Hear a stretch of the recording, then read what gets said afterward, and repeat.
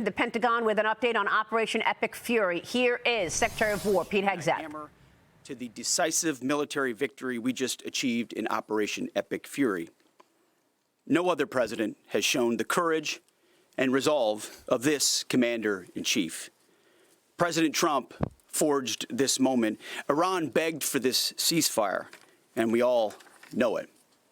As the President truth this morning, a big day for world peace. Iran wants it to happen. They've had enough. Operation Epic Fury was a historic and overwhelming victory on the battlefield. A capital V military victory. By any measure, Epic Fury decimated Iran's military and rendered it combat ineffective for years to come. You see, in less than 40 days, one of our combatant commands, Central Command, CENTCOM, using less than 10% of America's total combat power, dismantled one of the world's largest militaries. The world's leading state sponsor of terrorism proved utterly incapable of defending itself, its people, or its territory. We untied just a fraction of our strength, and Iran suffered a devastating military defeat. Together with our Israeli partners, America's military achieved every single objective, on plan, on schedule, exactly as laid out from day one. Iran's Navy is at the bottom of the sea, whether it's the Soleimani class, their frigate class, their prized drone aircraft carriers, submarines, mine layers, sunk. Iran's Air Force has been wiped out.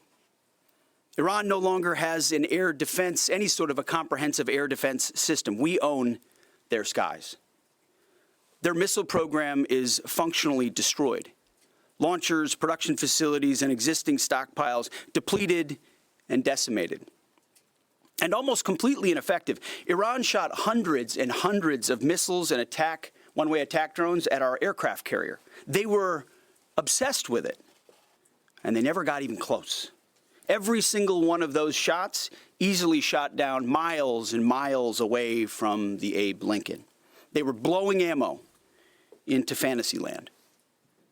Contrast that with, most significantly, in last night's wave of more than 800 strikes, we finished completely destroying Iran's defense industrial base, a core pillar of our mission objective. What little they have left buried in bunkers is all they will have. They can still shoot, we know that. Their command and control is so decimated they can't really talk and coordinate, so they still may shoot here and there, but that would be very, very unwise. But they can no longer build missiles, build rockets, build launchers, or build UAVs. Their factories have been razed to the ground, set back in historic fashion. You see, had Iran refused our terms, the next targets would have been their power plants, their bridges, and oil and energy infrastructure, targets they could not defend and could not realistically rebuild. It would have taken them decades, and we were locked and loaded. They couldn't defend against it. President Trump had the power to cripple Iran's entire economy in minutes, but he chose mercy. He spared those targets because Iran accepted the ceasefire under overwhelming pressure. The new Iranian regime understood that a deal was far better than the fate that awaited them.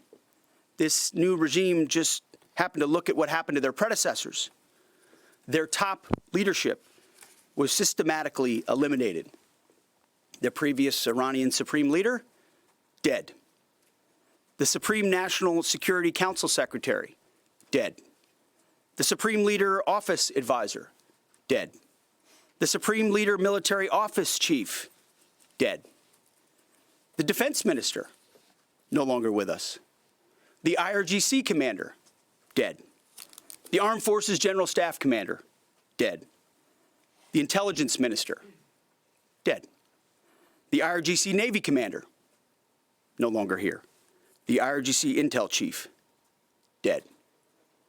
I skipped over a bunch, and I could go on and on and on. to include the so-called new supreme leader, wounded and disfigured. This new regime was out of options and out of time, so they cut a deal. They know this agreement means... And they certainly did cut a deal. We are watching Pete Hegseth and General Kane. We will take you back there as news develops. I want to get this panel's reaction. Yesterday, President Trump had gripped the world. Yes, Adam. he did. He said an entire population, civilization will die. He doesn't want that to happen, but it will, because he kept up his threat that if the Strait of Hormuz is not open until at 8 o'clock tomorrow night, then the U.S. would be blowing up bridges and energy and electricity infrastructure. He did not. He gave them more time because they agreed to open up the strait immediately. Well, it was a strong threat, and it's a credible threat, given what has happened over the past several weeks.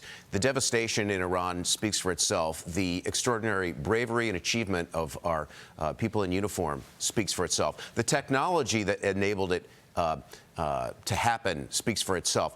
The equipment, on and on and on. This is America at its best. It sure is. But we got to point out these markets, Adam, and that's what you do. Yes. This market is indicating confidence in President Trump. Of course. And this confidence has been ongoing. Markets did not trade down that much, even throughout this whole. What are we down? 7% since February 28th. Right. There's real confidence in the president's leadership here. Look at this market. Dow Industrial's up 1,200 points. The Nasdaq up 860 as oil prices plummet this morning. And oil prices, believe it or not, actually are still elevated in the 90s. Imagine what happens to this market when oil goes back down to 65. Yeah, I was just going to say, how long do you think it will take? I think it'll probably take a few more weeks. And by the way, this may not be a straight line. Let's be honest.